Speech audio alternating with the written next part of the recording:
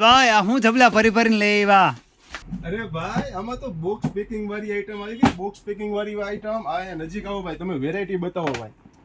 પવર સાહેબ બ્રાન્ડેડ બાપુ, box packing વાળા હો, કાંઈ ઘટે નહીં, કાંઈ ઘટે બાપુ.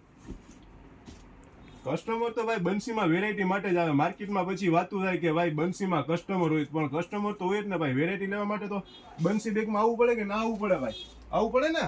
હા આવું તો પડે જ ને. તો પછી યાર વેરાયટી તો બંસી વાળા જ લઈ આવીએ છે ને યાર. ભાઈ જુઓ ડિફરન્ટ વસ્તુઓ. હજી એક આઈટમ આ બતાવો ખાલી.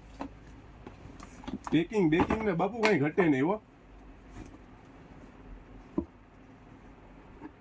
ઓનલાઈન વાળા કસ્ટમર તો જરાય રાહ જોતા જ નહીં હો. ફટાફટ સ્ક્રીનશોટ પાડીને મોકલી દેજો ભાઈ. જુઓ આનું મટીરિયલ તો જુઓ ભાઈ.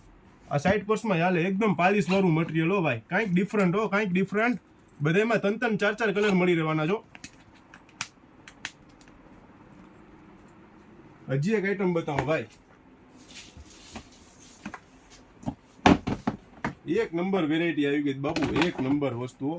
આમ પેકિંગ, કંપનીની તો થેલી, બોક્સ પેકિંગ વાળો માલ છે બાપુ. ડિફરન્ટ વસ્તુઓ.